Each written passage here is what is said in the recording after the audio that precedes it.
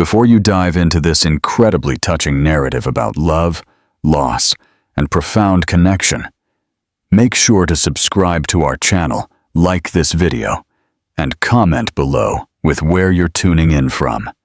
Your support helps us share more stories that inspire and heal. The Silent House. How a janitor became the heart of a broken family. Imagine a grand mansion, overflowing with wealth, yet silent and cold as a tomb. Inside, two young twin boys, their spirits shattered by grief, refuse to eat. No nanny, no doctor, no expensive therapy can reach them.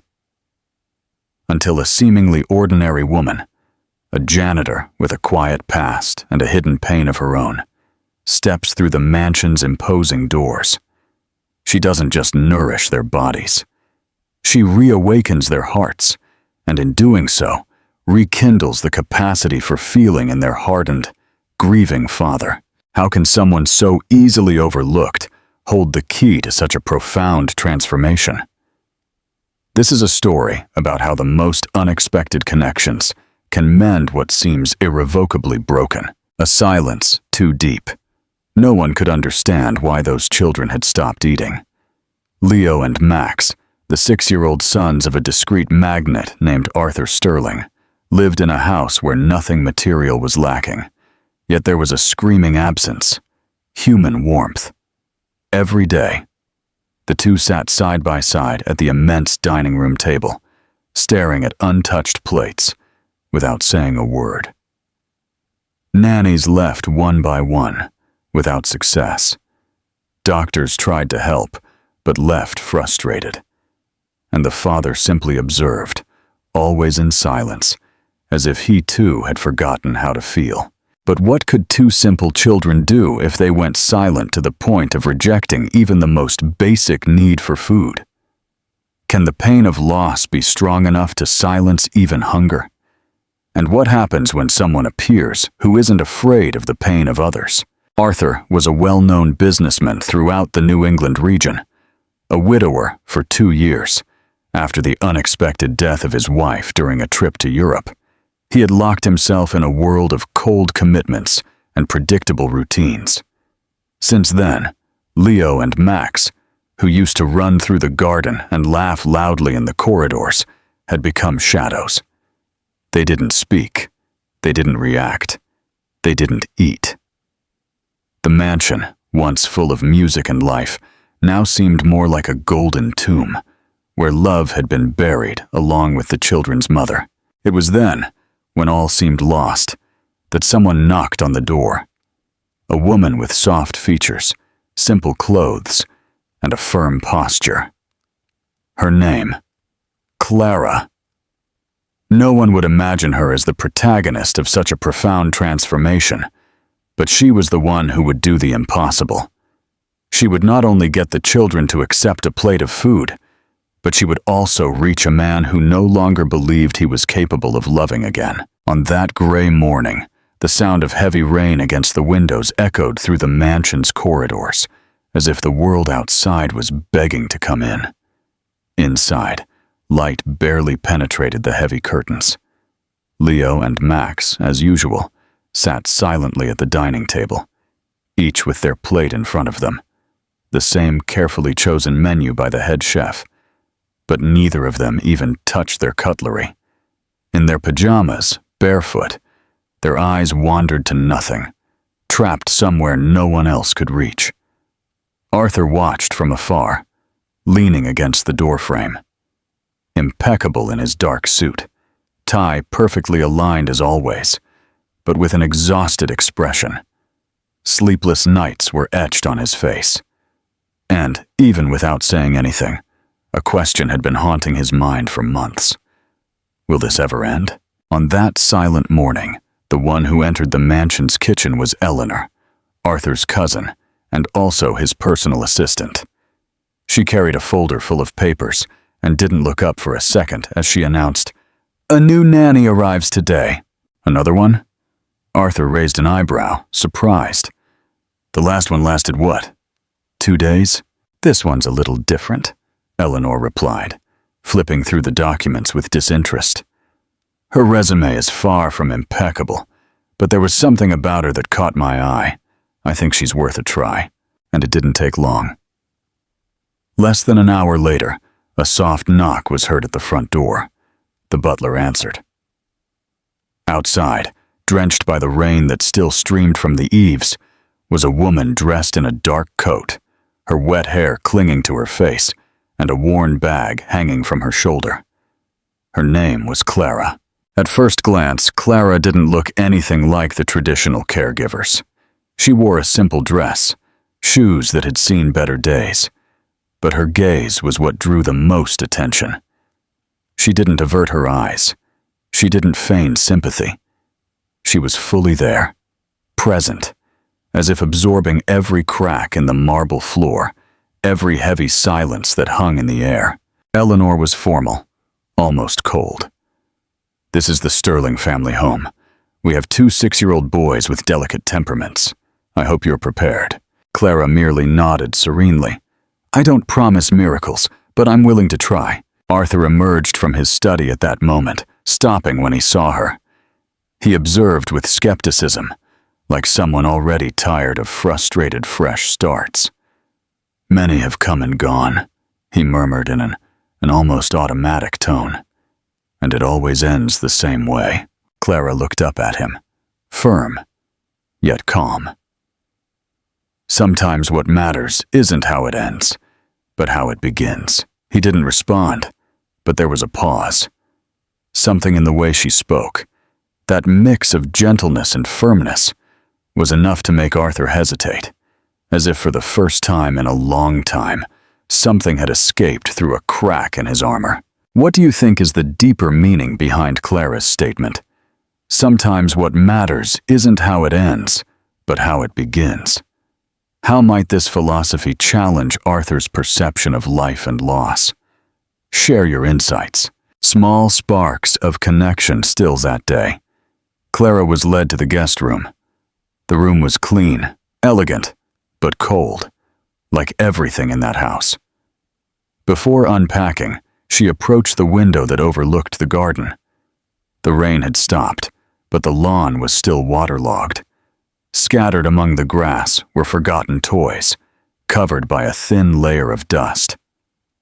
She slowly approached, took an old, clearly handmade teddy bear from her bag, hugged it to her chest, closed her eyes for an instant, and took a deep breath. Later that evening, she was allowed to introduce herself to the children. Leo and Max were in their room, sitting on the carpet. Neither of them looked up when Clara entered. She, in turn, also said nothing for the first few minutes. She simply sat on the floor, cross-legged, and took a wooden box from her bag. She opened it carefully, revealing a small treasure of 1,000 colorful beads, buttons, embroidery threads, and fabric scraps. "Do you know what you can do with this?" she asked in a low tone, almost as if speaking to the wind. No response, but Leo subtly glanced in her direction. Max moved his fingers, slowly. "My son loved making these things with me," Clara said suddenly, in a soft but firm voice. "He liked putting together pieces that didn't seem to match. He said that together they became stronger." It was the first sign, the first crack in the room's silence. It wasn't a made-up story. It was true. And even without saying anything, the children's bodies let out a faint sigh, as if deep down, they recognized in Clara someone who had also lost something. Later, as night deepened, Arthur decided to check on his sons.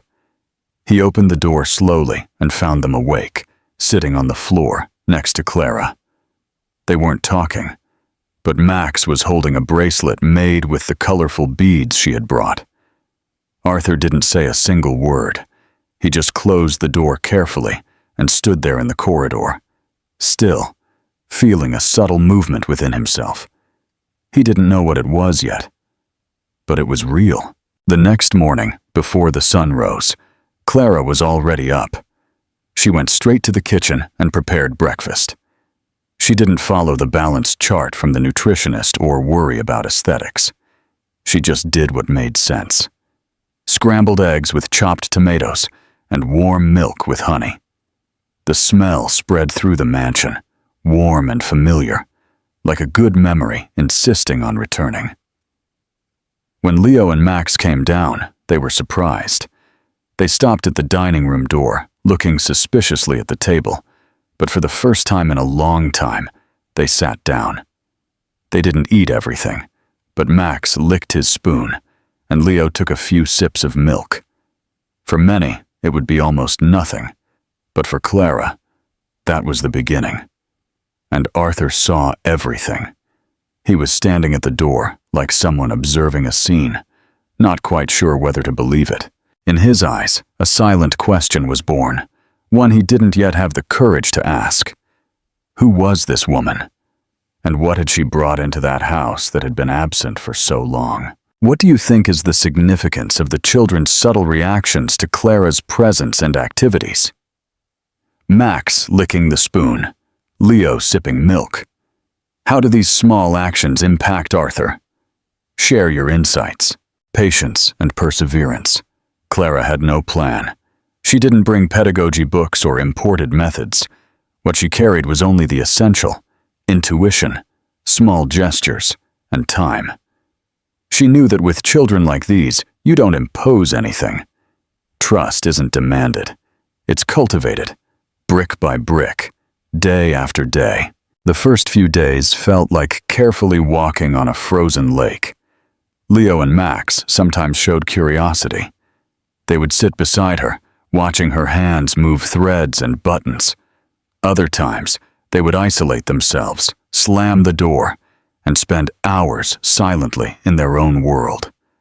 Clara never forced. Instead of questions, she left small gifts: a felt drawing left on the shelf, a colorful card with a simple phrase. Sometimes, a single cookie with a handwritten note. You don't have to eat it all. Just try a little. The reactions were unpredictable. One day, Max crumpled the note and threw it in the trash. The next, Leo kept the paper in a box and placed it next to his mother's picture. And she just observed, with an attention that needed no words. On a clear morning, Clara decided to do something different. She spread a blanket on the living room floor as if it were an impromptu picnic. She put out cups, pancakes, and teddy bears. They were simple, almost nostalgic gestures, an invitation to what childhood should be. But when the children entered the room, they stopped for an instant.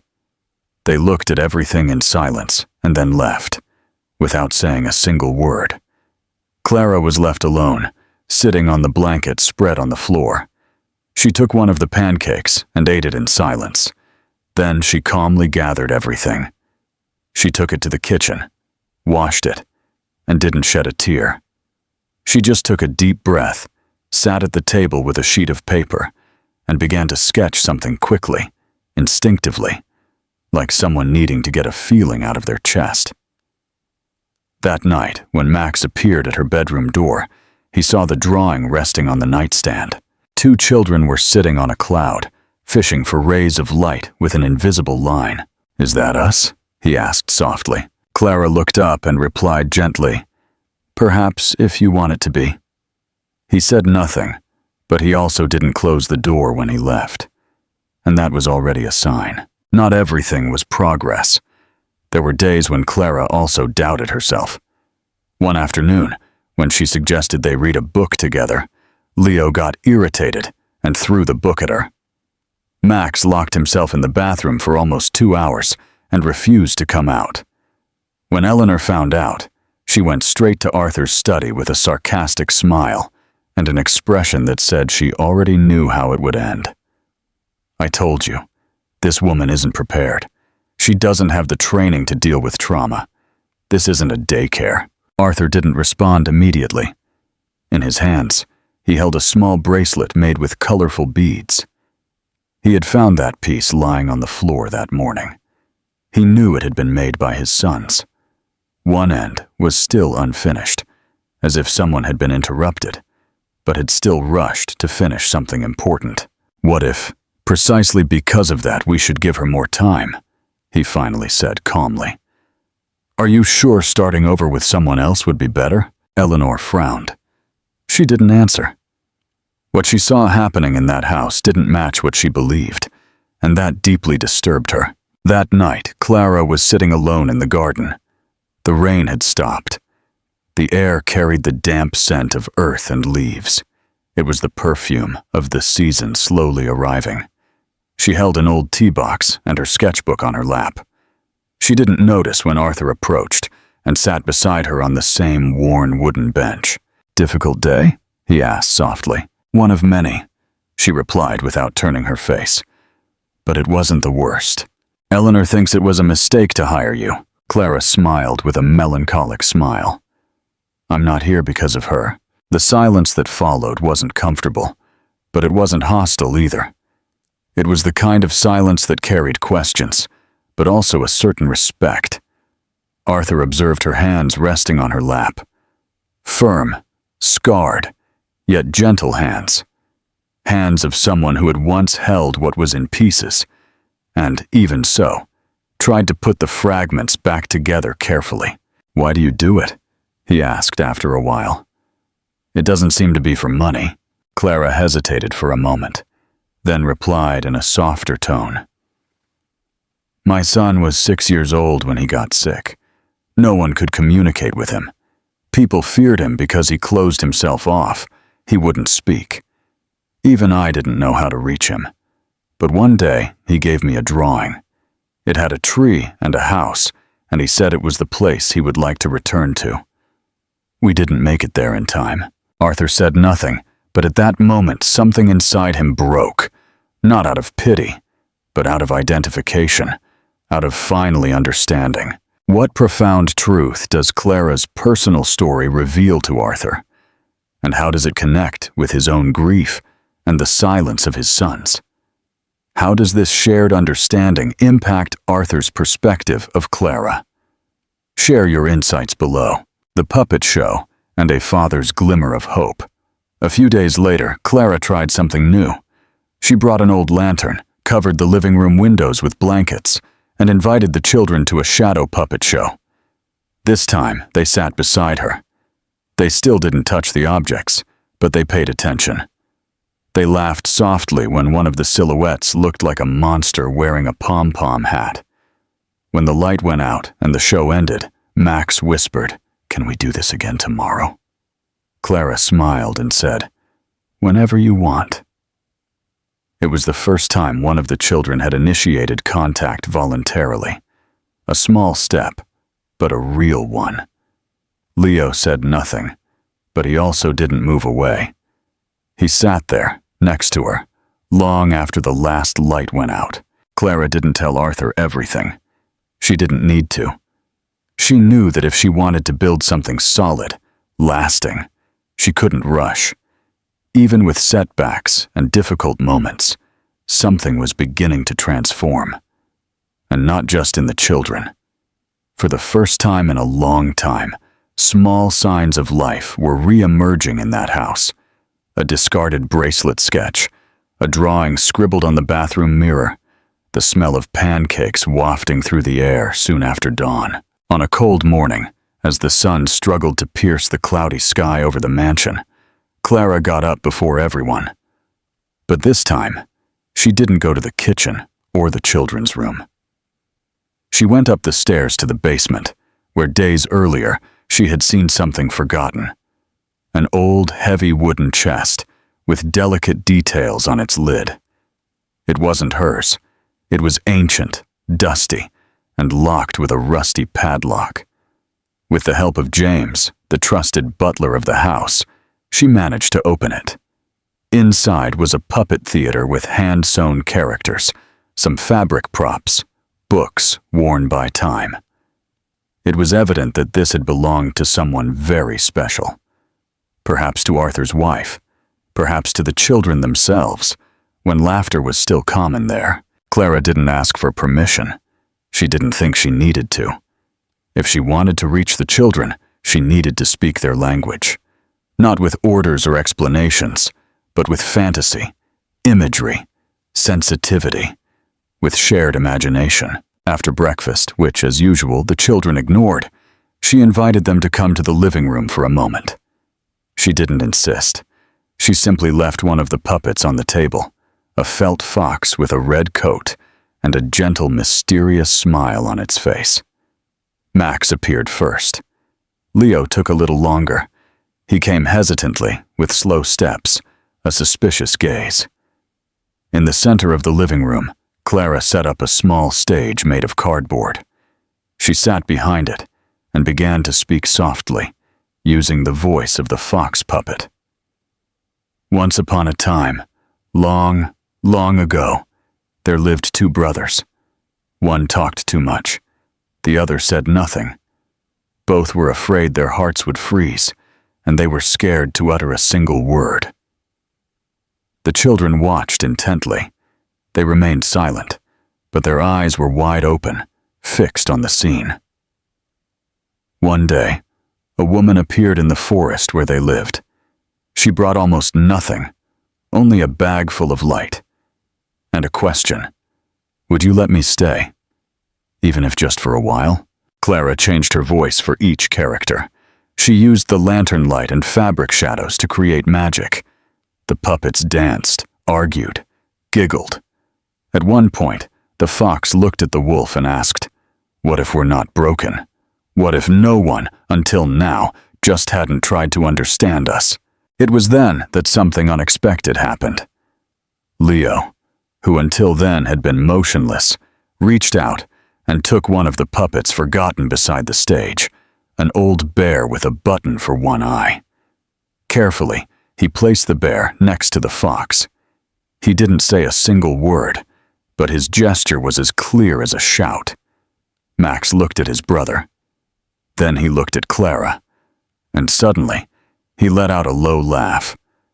That sound, shy, short but true, cut through the silence of the house like a ray of sunshine piercing through a dark forest.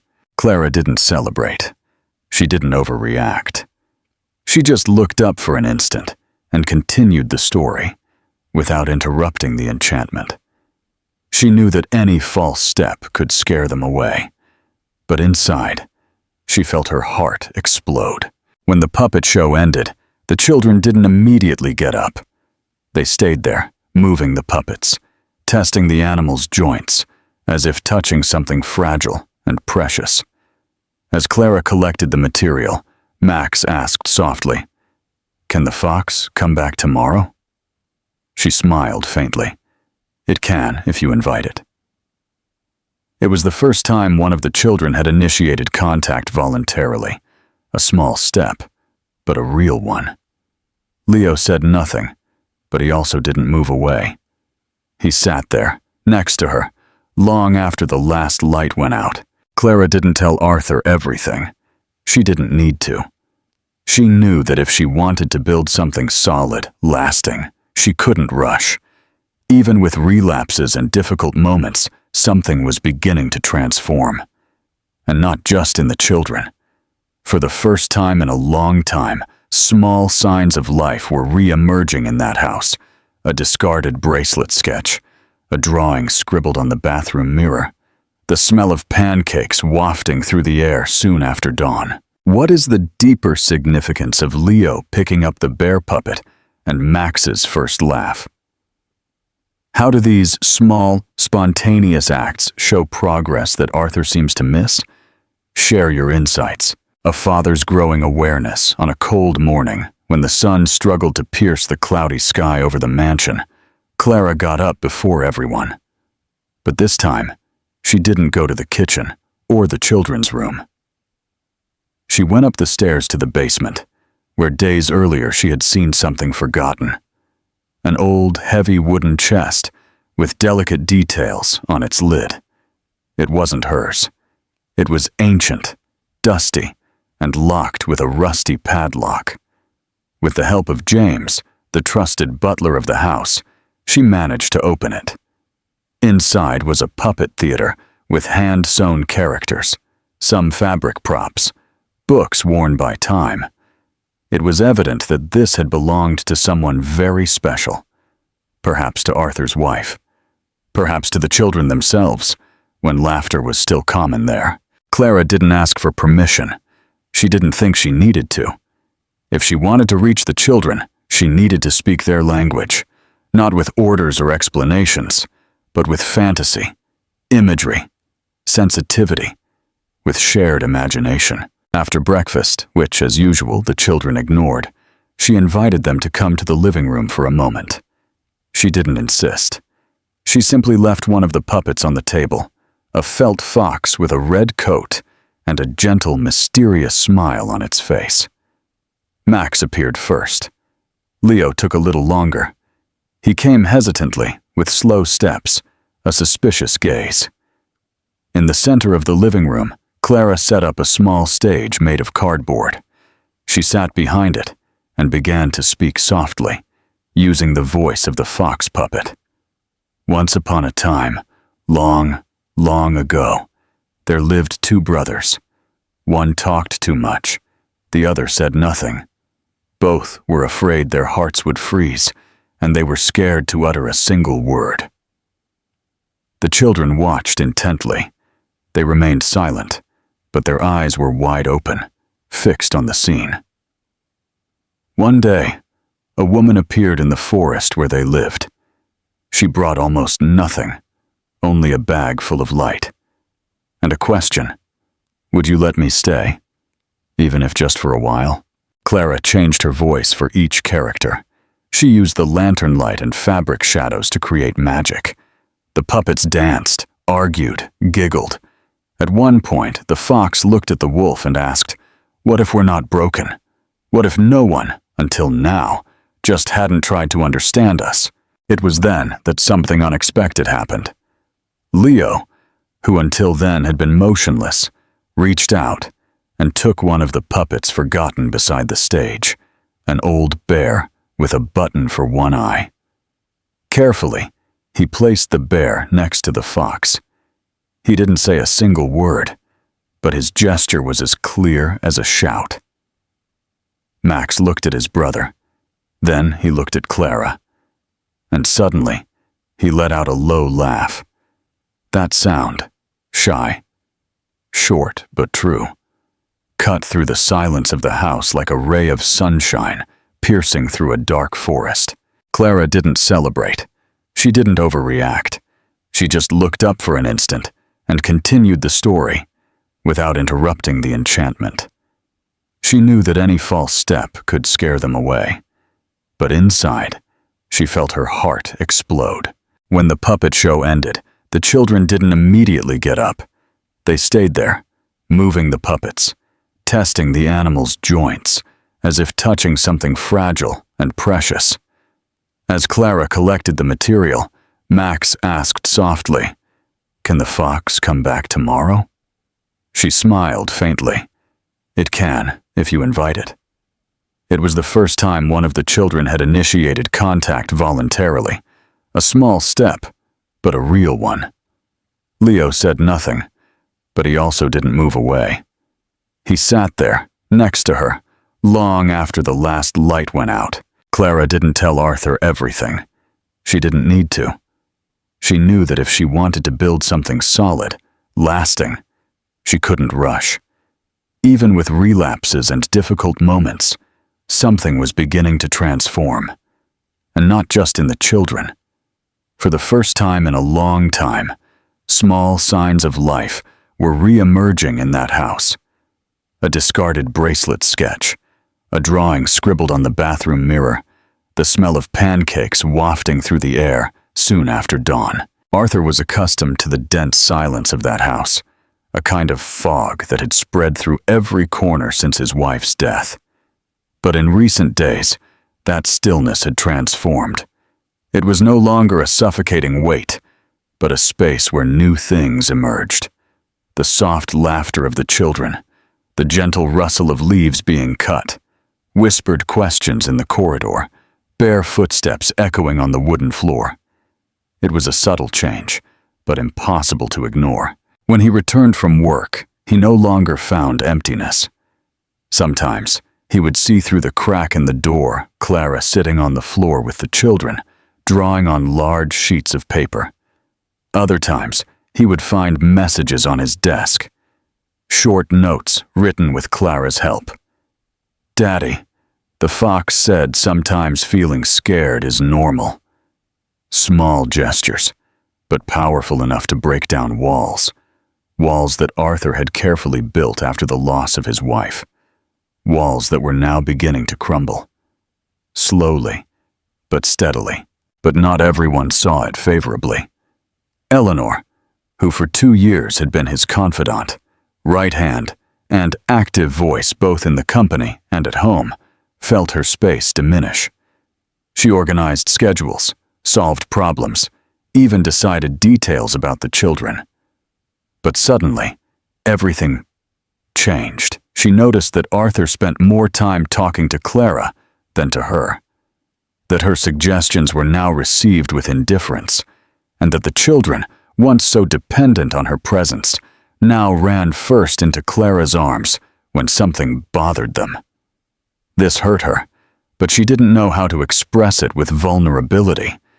She could only show it through an increasingly icy distance and sharp comments that were becoming routine. One day, while Clara was receiving a delivery at the front door, Eleanor entered her room without knocking. Her eyes quickly scanned the room, as if looking for something specific. And then, her gaze stopped on a photo discreetly leaning on the mirror frame. An old image of a brown-eyed child hugging a woman dressed for summer. "Is that your son?" Eleanor asked in an icy tone. Clara remained motionless for an instant. "Yes." Eleanor took a few steps forward. "I didn't see anything about that in your documents." "Because that doesn't belong on a resume," Clara replied, without raising her voice. The silence that followed was thick. Only the ticking of the old clock filled the air between them. "You know that Arthur doesn't need any more emotional complications," Eleanor said, her gaze now fixed on Clara's sketchbook. "He already lost everything once. Don't involve him in something you might not be able to sustain." Clara remained silent, but the rigidity of her face was evident. She wasn't there to seduce anyone. She had no energy for games. That night, Arthur noticed something different. Clara was in the garden, sitting on the usual bench. But this time, she had no book, no teacup, no pencil, or notebook. Just her hands tightly clasped over her knees and her eyes cast down towards the earth. "Is everything all right?" he asked, sitting beside her. "When people start feeling needed, that's when they remember how invisible they were before," she replied in a low voice, not looking at him. Arthur wanted to say something, but he couldn't, because he understood. And that said more than any answer. From that night on, he began to observe her differently. No longer as an employee, no longer as his children's nanny, but as the woman who, with simple, quiet gestures, day after day, was transforming the soul of that house. A few days later, when he arrived from work, the children called him excitedly. "Daddy, there's a special presentation today." In the living room, Arthur found a new version of the puppet show. But this time, it wasn't Clara narrating the story. The stage was set by Leo and Max, alone. Clara just assisted them, sitting on the carpet, her eyes shining. Max held the fox puppet. Leo, the old bear with the button for an eye. "And Daddy?" Max said, holding the puppet in front of the improvised curtain. "The fox wants to tell you something." Arthur smiled, captivated by the scene. "And what does it want to tell me?" "That it was afraid of losing you. But now it doesn't need to be anymore," Max said, not looking at his father, his eyes fixed on the puppet. Arthur felt the air disappear for an instant.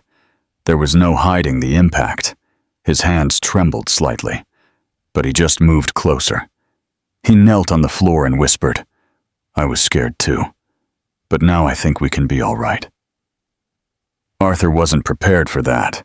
His voice cracked, Emotion tightened his throat, but he didn't allow himself to cry. He moved in front of his sons and hugged them tightly.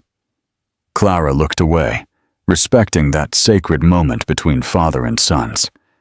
But he stood up, went to her, and with a whisper laden with meaning said, "I don't know what you brought into this house, but since you arrived here, I have my children back." That was the moment that changed everything. Not because of a beautiful phrase, but because for the first time in a long time, something was truly seen, recognized.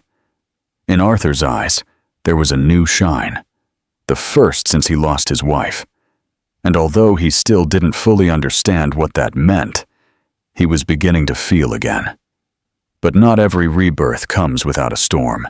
What is the significance of the children's puppet show, and specifically, the fox's message to Arthur?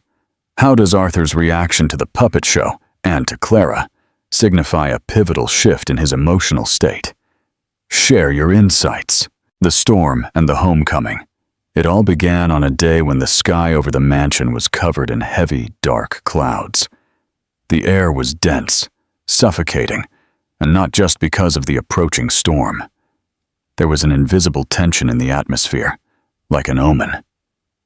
Clara felt that unease early. The children were agitated, arguing over anything. They refused the puppet show, ignored the toys.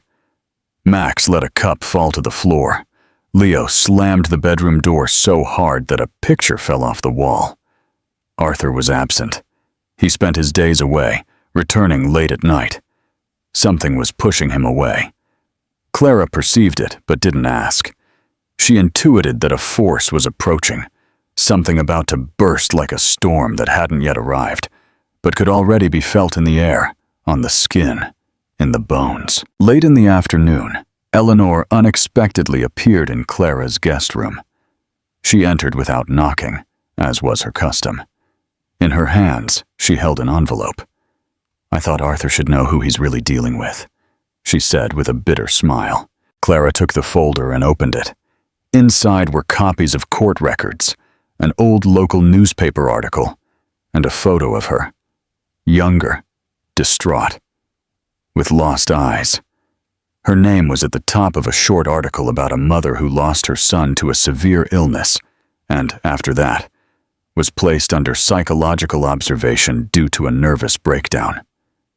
Eleanor remained silent for a few seconds, perhaps expecting her to crumble, but Clara remained standing, firm. Inside, she trembled, but on the outside, she was rock. "Do you think I never wanted to erase that? That I never tried to be someone else?" she murmured. "But you can't cure the void. You just learn to live with it. You are not the mother of these children, and you never will be," Eleanor said. Before leaving, slamming the door behind her, Clara sat on the bed, the documents still in her hands. She didn't need to read them again. She knew every line, every word, like a scar. She knew that if Arthur read that, she might not have come back. The rain fell suddenly, heavy, furious, as if the sky had split open. Thunder echoed through the mansion, shaking even the window panes. Clara packed her bag in silence. She didn't say goodbye to the children. She just left 2 small boxes on the bedside table, one for Leo, one for Max. Inside were the puppets they had made together, and a simple note. "I'm not far. If you ever want to, you'll know where to find me." She left the house before anyone had a chance to stop her. Arthur arrived late that night, exhausted, soaked from head to toe. He had no idea what he was about to find. Only when he noticed the emptiness in the kitchen, the tea not warming in the oven, the glasses organized without the delicate touch from before, did something feel wrong. And then he saw the children, sitting at the table, in complete silence, their eyes empty. Leo extended the box without saying anything. Max just gave his father a sharp look, not of anger, but of pain. As if, Even without understanding why, he knew his father was the reason for her departure. Arthur ran up to Clara's room. It was empty. The sketchbook was gone. The box was no longer leaning against the bed. On the bed, only the photograph Eleanor had found days earlier. Turned over, a single handwritten sentence. You don't have to understand everything to feel when something is real. Arthur's throat tightened. He ran downstairs on an impulse and found Eleanor in the library, reviewing papers. "Where is she?" he asked in a frozen voice. "She left," she replied without looking up. "Alone. She thought she wasn't fit for the role. Did you tell her that?" "I just showed you the truth," Eleanor retorted firmly. "You were blind. You believed that love would cure everything. But it's not a cure, Arthur. It's the problem." Arthur was silent for a few seconds. Then he simply replied, "Thank you. Now I see everything clearly." He turned and left. For the first time in years, he didn't go to work. He locked himself in his study. He went through all of Clara's papers. He was looking for something. A number. An address. Any trace. Then he called James, the old butler. "I need her address, the one in the hiring records." At the end of the day, Arthur got in his car and drove out of the city. It was raining again. The heavy sky reflected what he felt inside. The place was simple.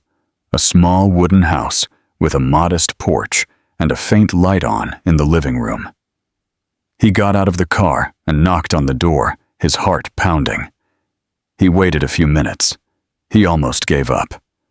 And then, the door opened. Clara was there, her hair pulled back haphazardly, wearing an old sweater, her eyes tired. But seeing him there, standing in front of her, drenched and vulnerable, she froze. "I thought you didn't want to find me," she murmured. Arthur took a step forward. "I didn't know how much you were already doing, and the part of everything." There was a dense silence, but it was no longer the silence of emptiness. It was the silence of someone who listens with their heart. "Clara," he said in a trembling voice, "I don't want my children to just survive. I want them to live, and you taught us all that." His eyes filled with tears, but she didn't cry.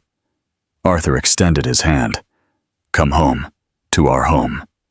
And for the first time, she accompanied him without fear. The next morning, Leo and Max ran to the door when they heard the car. And when they saw her get out, they didn't say anything. They just hugged her. The family was finally complete. What is the true significance of the photograph with the message on the back? How does Clara's departure and Arthur's subsequent desperate search for her signify his profound transformation?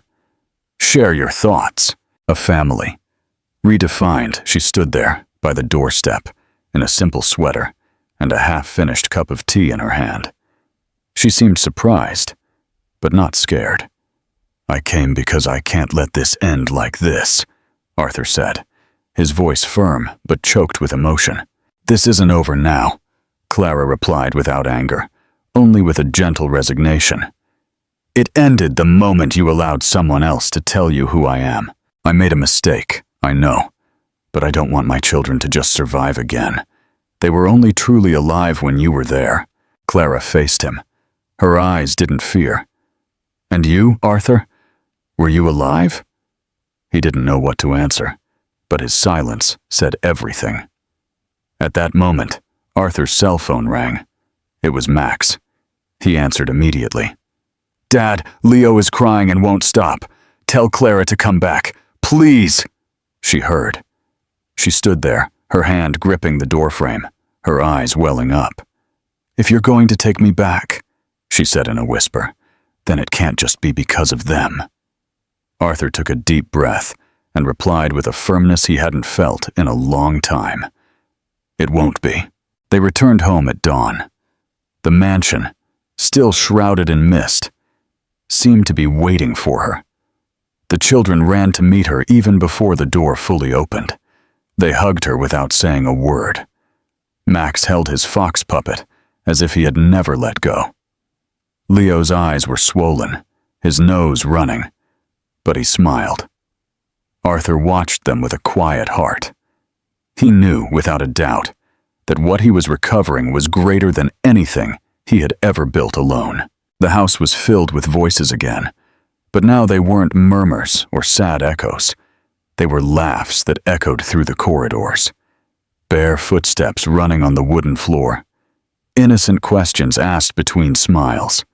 And the sound of Clara's soft laughter that sounded like music where there had once been only silence. The children didn't leave her side. Max took his puppet out of the box every day as if it were a spell that kept everything alive. Leo walked around the house with one of Clara's scarves tied to his shoulder like a superhero cape. In their eyes, there was something new, a kind of security that no longer needed silence to protect itself. Arthur observed everything from afar, but little by little he began to approach, to sit nearby, to participate. He was relearning how to be a father. Now, not just a present man, but a whole man. He didn't ask about Clara's past. He knew that when the right moment came, she would tell him. But she would tell him in her own way, in her own time. And that was already love. It happened on a quiet night, when the children were already sleeping. The garden was silent, and the air carried the sweet scent of freshly cut grass. Clara was sitting on the wooden bench, wrapped in a blanket and holding a cup of hot tea. Arthur appeared with another cup in his hands and sat beside her. For a few moments, neither of them said anything.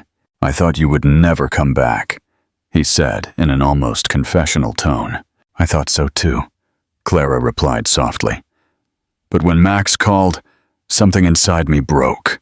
I wanted to look for you," Arthur said, "but I didn't know if I had that right." Clara was silent for a moment.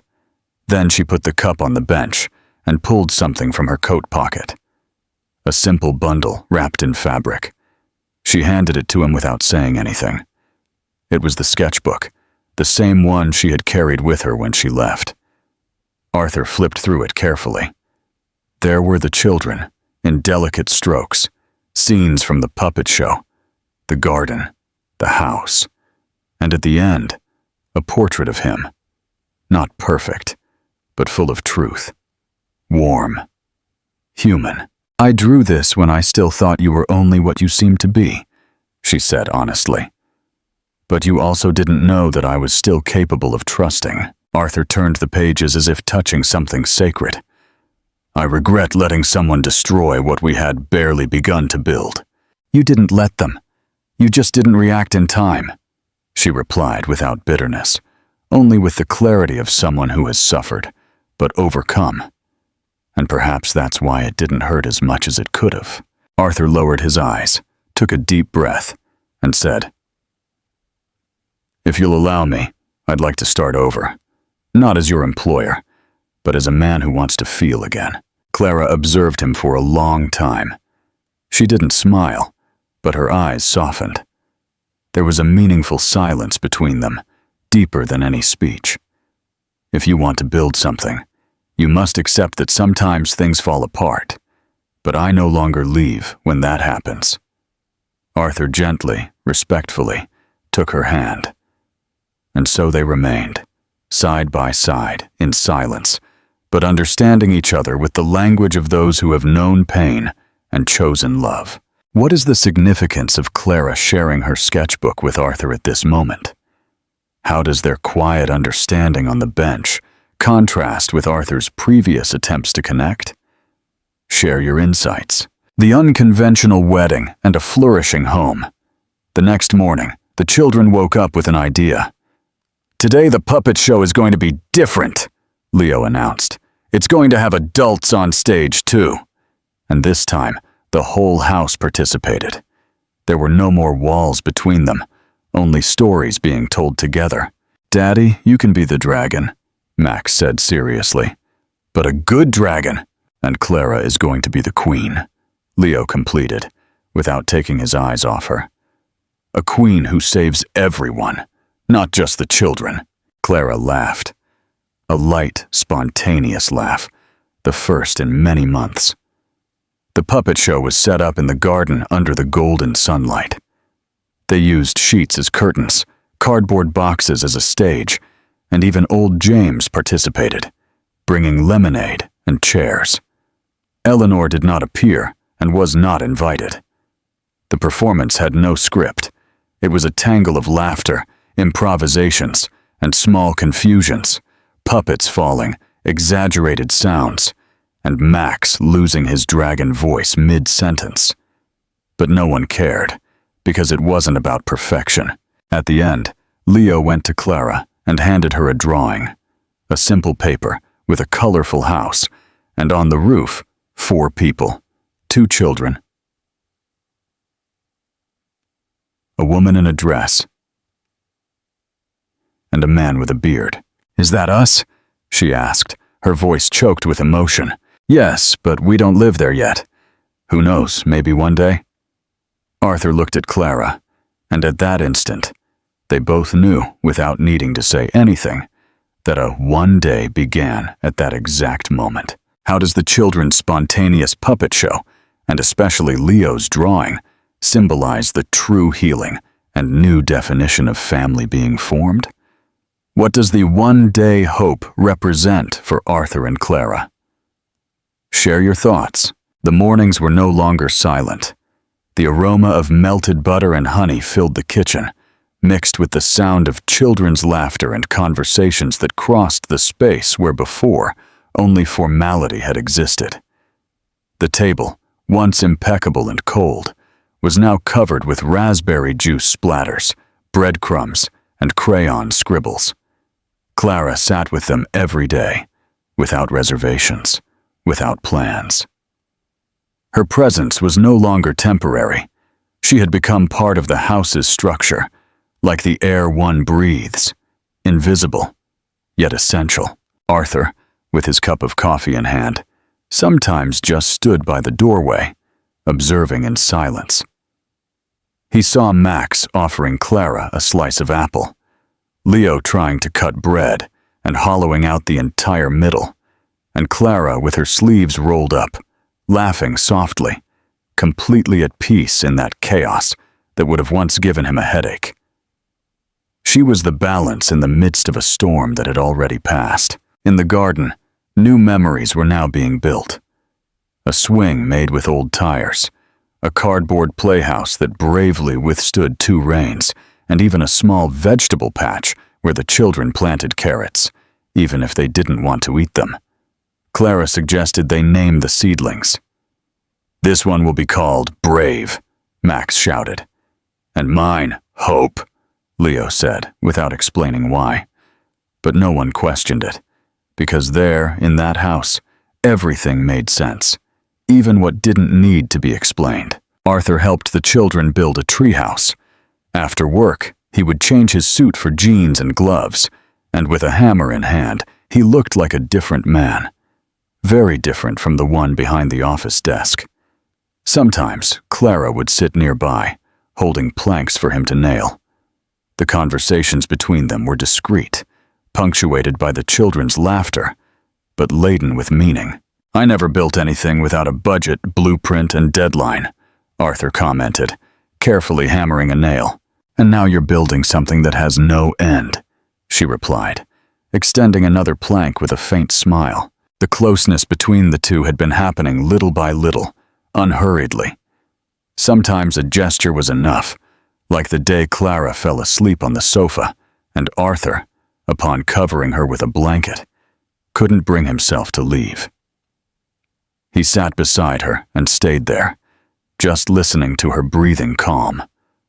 On other occasions, it was the light touch of their hands on the table, not entirely accidental, but also unhurried. The children noticed everything. They never asked directly, but observed with attentive eyes, until one day Leo approached his father and said naturally, "If one day you ask Clara to marry you, I want to be the one who carries the ring." Max completed with a smile, "And I can be the one who holds the box." Arthur smiled in silence. He knew those words weren't casual, and he also knew with an almost physical clarity that his heart beat differently when Clara was nearby. Not loudly, but strongly, as if it were waking up from a long and painful winter. The nights took on another rhythm. In place of silence came family dinners, candlelit conversations, stories told by Clara, with a tenderness that made it seem as if she had always been there. Max would fall asleep with his head on her shoulder.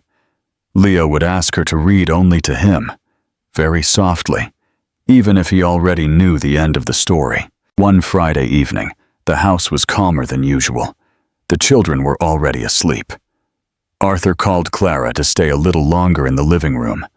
The lit candles cast soft reflections on the walls. He offered her a glass of wine. She sat beside him, surprised. "I know you don't need gifts to feel important," he told her sincerely, "but I wanted to give you something." He took a small box from his pocket, but didn't open it immediately. "You don't have to answer now, and you don't have to answer if it's not the right time. But I don't want to wake up in a house where you're not. I don't want to see my children with dull eyes, and I also don't want to live with a heart that only truly beats when you're around." He opened the box. Inside, a simple ring, a single small, elegant diamond. It wasn't flashy, but it carried an enormous weight. Clara looked at him, her eyes shining without needing words. And at that instant, no yes was necessary, because everything had already been said, in the actions, in the time, in the silence, and in the love. Clara looked at him in silence for long seconds. There were tears in her eyes, but not of fear or sadness. They were tears of someone who had lived so long with a closed heart that she had almost forgotten how it felt to experience joy. "Yes," she whispered. And then Arthur held her hand and didn't let go for the rest of the night. What is the significance of the children's spontaneous desire for Arthur and Clara to marry, and their roles in the proposal? How does Arthur's proposal reflect his transformation from a man of business to a man of genuine feeling? Share your insights. A true home is built on love. On the wedding day, there was no crowd, no catalog flowers, no orchestra. There was no list of company guests, no intrusive photographers. There was only what truly mattered, a house that had ceased to be just a building and had become a home.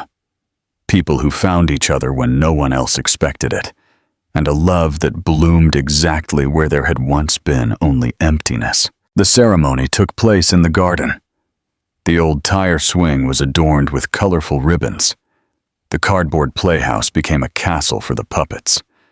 The path between the flowers was covered with rose petals, collected by Leo with James's help for 2 whole days. Clara wore a simple dress, with delicate embroidery, her hair tied in a braid, adorned with lavender sprigs. Max carried the cushion with the rings. Leo walked beside him with the seriousness of a diplomat. Arthur waited for her by the pergola, in a suit without a tie, his heart beating louder than he ever remembered feeling.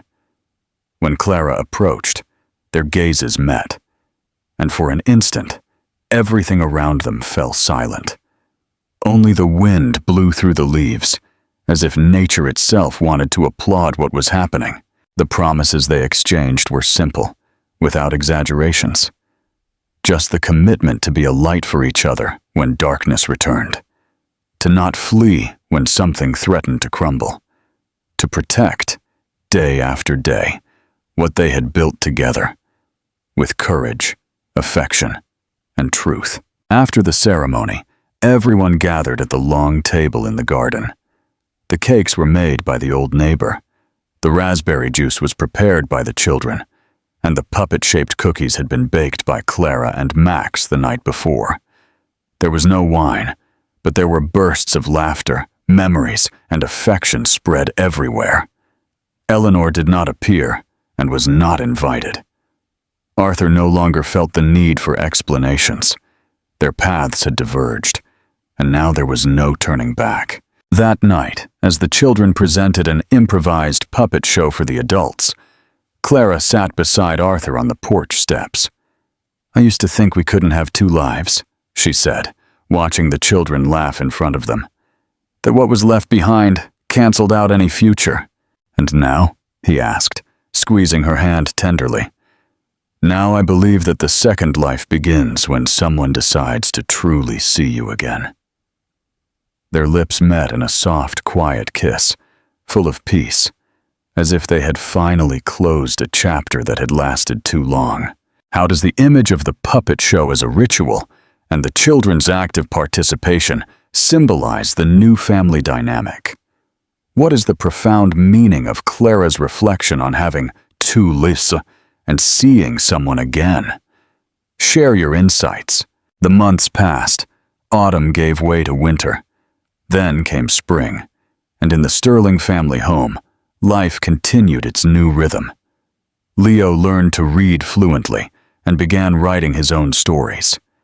Max, determined, decided to learn the violin, although, at first, he held the instrument like a toy sword. Clara transformed one of the mansion's side rooms into a small art and therapeutic space.